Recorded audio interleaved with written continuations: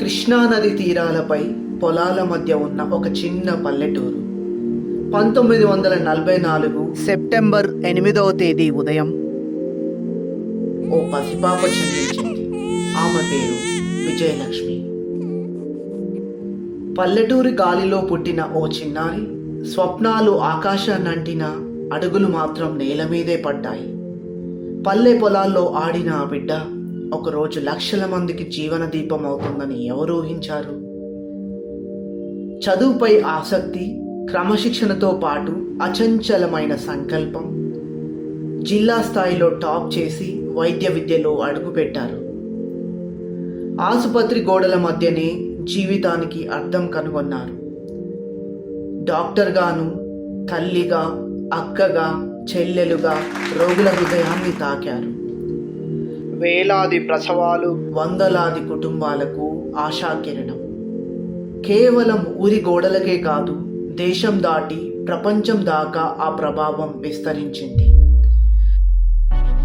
5 దశాబ్దాల పైబడి సుదీర్ఘ అనుభవం, సంఘ సంస్కర్త, రచయిత్రి, సామాజిక స్పృహ, సమాజ సేవ, మహిళల అభ్యున్నతి. డాక్టర్ ఆలూరి విజయలక్ష్మి.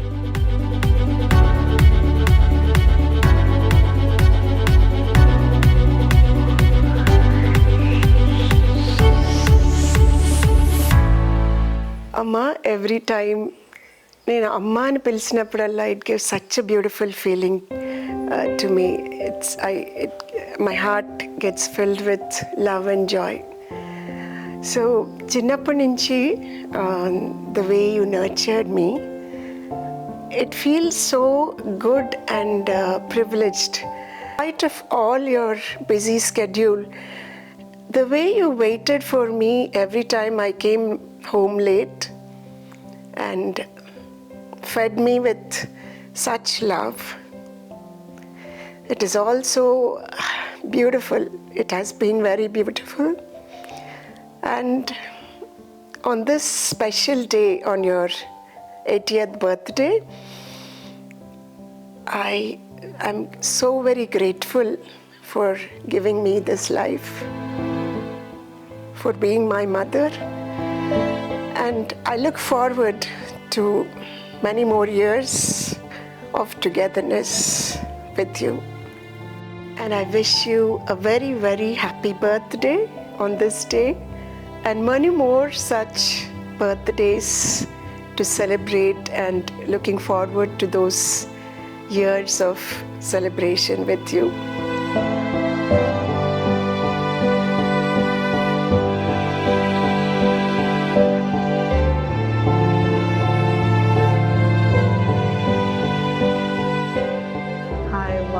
నీ గురించి మెమరీస్ చెప్పమని ఈ వీడియో రికార్డింగ్కి అడుగుతూ ఉంటే ఏం చెప్పును, ఎంత చెప్పును, ఈ ఒక్క నిమిషంలో మెమరీస్ అన్నీ నిక్షిప్తం చేయగలనా నేను? నువ్వు నాకు ఒక నమ్మకము, ఒక శక్తి. నీతో ఏదైనా షేర్ చేసుకుంటే కంప్లీట్గా అది షేర్ అయిన భావన ఉంటుంది. ఆ రోజుల్లో మనం కాకినాడలో కవి సమ్మేళనాలు, సేవా కార్యక్రమాలు, క్యాంప్స్, ఇవన్నీ రొటీన్ని ప్రాక్టీస్ కాకుండా నువ్వు చేస్తున్న క్రమంలో నేను పార్ట్ ఆఫ్ ఇట్ అయ్యేదాన్ని.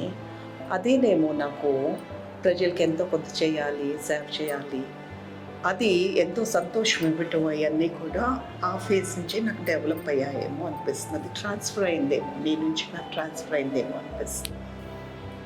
So for that also I'm so grateful to you, Amma. So మన ఇద్దరం కలిసి ఫ్రూట్ఫుల్గా ఎంతోమంది ఉమెన్కి హెల్త్ కేర్ ఇవ్వాలని అనుకుంటున్నాను. I'm so happy being with you. I wish you very happy, healthy, peaceful life, అమ్మా. సేవాదీపం ఒక్క తన తరానికే కాదు, ముందు తరాలకు కూడా వెలుగునివ్వాలని ఆశించి తన 2 కుమార్తెలు సమీరా, తుషారలకు వైద్య మార్గం చూపించారు.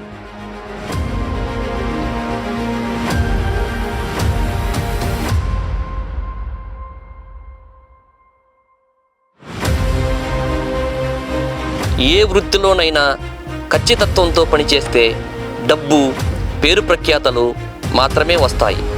ఒక్క డాక్టర్ వృత్తిలో మాత్రమే వీటన్నిటితో పాటు ఆత్మసంతృప్తి మరియు పుణ్యఫలం లభిస్తాయి. 25,000 పైచిలుకు సంతోషకరమైన తల్లులు, వారి బిడ్డలు మరియు 500కి పైగా ఉచిత ప్రసవాలు, మరెన్నో చిరునవ్వులు. ఈ ప్రపంచానికి పరిచయం చేయడం అంటే అది సామాన్యమైన విషయమా? నొప్పి వచ్చినప్పుడు, పెయిన్ వచ్చినప్పుడు ఇలా నొక్కి చూడండి. WHO వేదికపై భారత మహిళా వైద్య వర్గం గౌరవాన్ని నిలబెట్టింది. అక్షరాలంటే మక్కువ, పుస్తకాల రూపంలో అనుభవాలను అందించారు.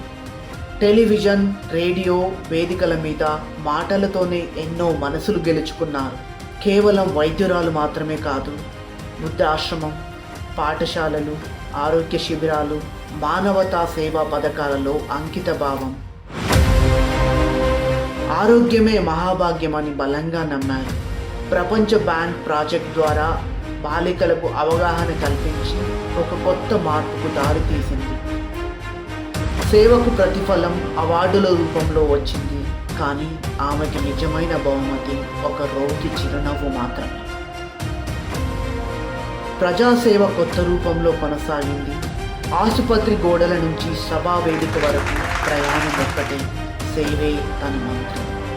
దివ్యాంగుల సేవకై పరితపించిన, మూగ జీవాలకై ఆశ్రయం కల్పించిన, వృద్ధాశ్రమాన్నే దత్తత తీసుకున్న, ఇండియన్ మెడికల్ అసోసియేషన్కి సేవలు మాత్రమే కాక బిల్డింగ్ నిర్మించిన, రోటరీ ప్రెసిడెంట్గానే కాక తన ఆధ్వర్యంలో ఎన్నో ఉచిత కార్డియాక్ మరియు ఇతర ఎమర్జెన్సీ సర్జరీలు చేయించిన, సిడో ఆధ్వర్యంలో ఎన్నో ఉచిత వైద్య శిబిరాలు నిర్వహించిన, ఇవన్నీ ఒక సామాన్య మహిళ నిర్వహించగలరా?